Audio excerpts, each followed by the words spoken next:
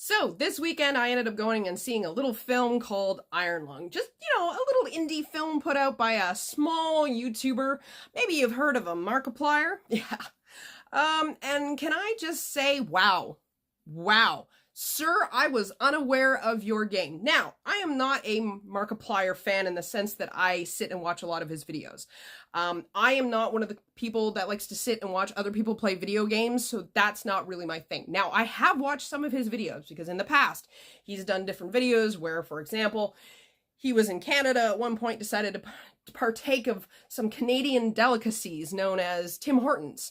And yeah, I do find him funny. I find him very amusing. He's a very wacky, out there kind of guy. So, I do like his personality. I like him as a person. I am just not a fan of the general type of content that he puts out. Now, who I am a fan of is game theory on all of the theory channels that were once Matt Pat, but now are a different bunch of hosts. Well, recently I was watching one of their videos where they were talking about Markiplier and this movie that he was putting out called Iron Lung. And as I sat there and watched them theorize, I thought to myself, that sounds like a pretty cool movie. And of course, as we know with the algorithm, just, once you watch one thing, hey, we're going to show you more of this. So what do? They end up pumping out the actual trailer for Iron Lung out to me. And I went, damn, that looks like a really cool movie. So I was thinking to myself, when I go to the theater this weekend, do I use my one CineClub, not sponsored, my one CineClub ticket to go see Sam Raimi's Send Help because I'm a big Sam Raimi fan? Or do I go see and support this YouTuber that put out this movie? And I was like, you know what? I'm going to go see Iron Lung. It seems different. I can always see Send Help later on because it's one of those movies that will not disappear from the theaters most likely right away. And I went and saw this movie, and good God, I walked out of this movie saying to myself, what the fuck did I just watch? Because I've never played the game. I haven't even played the game. I had no idea generally what I was walking into other than this little synopsis that I got from the Theorist channel. So I see this movie, I see the ending, and I go, I don't even know what the hell was outside the submarine. So if you haven't watched this movie, basically, Markiplier, or Mark Fishback, I believe his real name is, plays this character Simon, so in this world that Simon lives in, the rapture, or as they call it, the rapture has happened and has caused all of the stars and the people and the planets to just disappear, I guess, right? And so the only people left in space and in the entire universe are people that were left on these space stations. But of course, time and tides, they're running out of food, they're running out of oxygen, they're running out of people. So they decide that they're going to start sending people down in this submarine that they refer to as an Iron Lung, down to this moon that has an ocean of blood on it. That's the only thing that's on this planet that has really any life in it, right? So Simon, who is a convict, and I'm not going to spoil the movie for you, but Simon is a convict, and he is one of the first people, apparently, that was going to go down in the submarine to explore the ocean. And while he's down there, he comes across this big skeleton, and he has to keep taking photos, right? He has to keep taking photos. He comes across this skeleton, so they bring him back up. They put something on the front of the submersible. He's got to go back down. He's got to collect samples, right? And weird shit starts happening while he's in this submersible under this blood ocean, right? And oh my God, like from there on, it just gets insane. Like, and I gotta say, for the fact that Markiplier not only starred in this movie, he also directed it. He also was co-writer.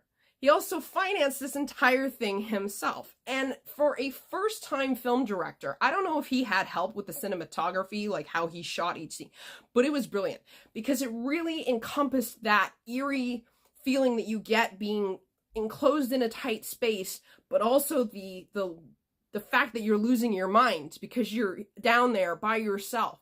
A lot of people were like, the pacing was really bad. But I didn't find the pacing too bad at all. I found that it was a good buildup.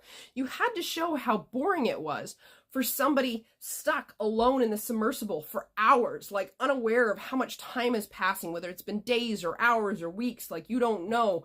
You just know that you have a mission and you have a goal that you are trying to get to, and that's all that matters. That's all that matters to him.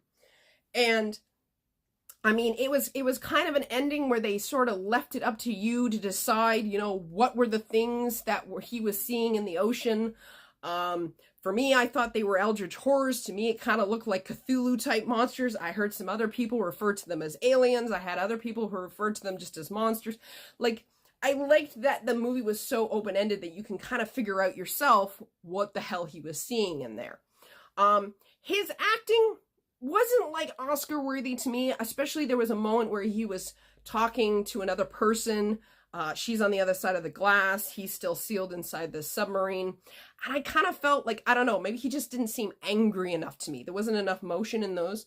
But as time went on, his acting got so much better, and you could feel the emotion and the frustration and the fear and everything else. So it was just that kind of that scene that didn't quite work for me, but overall, it was good. And I haven't seen any of other Markiplier stuff. I know he did something Markiplier in Space. I have not watched that, so I have nothing to compare it to. But overall, I think he did a really, really good job.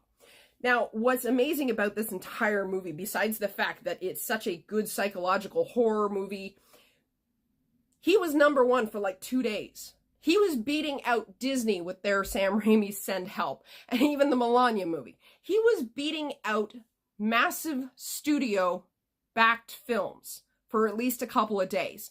Eventually, he did lose it, I believe, on the Sunday or the Monday, but he came back on the Tuesday. Like, he is gonna make Hollywood scared. He's definitely going to make them start second-guessing whether or not they are making a mistake by not taking on more indie projects. Now, I am worried that Hollywood is also going to take the wrong example from all of this, the wrong lesson from all of this, by thinking, oh, if we put a YouTuber in our movies that has a ton of fans, then, you know, hey, box office. No, that is not the lesson that you were supposed to take from this, okay? Because again, I am not a Markiplier fan. I went and saw it because it looked like a good movie, okay? And even with the lack of advertising, this movie still found its way to me. So, it's not about putting a YouTuber in it. It's about taking good ideas and people that are creative and helping them make those ideas. That's, to me, that's the lesson that should be learned from this. Markiplier said, hey, I just want to make a movie, and if I make money off of it, great. But otherwise, I've made a thing. And that's really and truly what it should be about. It should be, hey, I'm creative, I have an idea, I want to make a thing, and I want to put it out into the world. And if people like it, great. If they don't, I still did a thing. And I like that. I like that. I think, to me, that's like director Kevin Smith mentality, right? Kevin Smith doesn't care if Hollywood still loves Jay and Silent Bob and all the movies he makes. No, because he makes the thing, he puts it out there, and if people like it, great. If they don't, he doesn't care. You know, he knows he has his fans, and that's what matters. And Markiplier is lucky. He has fans, and they came out. Hell, they came out so hard that the poor movie theaters were forced to put it on more screens than he originally planned. It was supposed to be like 50 screens, and then it was 100. It was like over 2,500 screens. And I will put out that I am Canadian, and that movie was like #1 in Canada, too. I was tracking the Melania tickets, and then I happened to be like, oh, well, while I'm in here, I'm going to go look at Iron Lung and see if I can get tickets. Most of the shows were sold out. Thursday, Friday, Saturday, Sunday, pretty much all sold out at the theater that I go to on a regular basis. So much so that I went to a crappy theater just to go and see this show because I didn't want to socialize. I don't like being, you know, having large crowds or whatever. So I went to a crappy theater just to guarantee that the theater wouldn't be completely full. So, yeah. He did a really good job, and I really think that if you like horror movies, to go out and see it, because there is still going to be out in theaters as far as I know, so go out, see it. But tell me what you think. Did you see Markiplier's Iron Lung? What did you think? Tell me in the comments below, and hey, don't forget to like and subscribe, because I am trying to get to 1,000 followers still, and it's been a slow grind.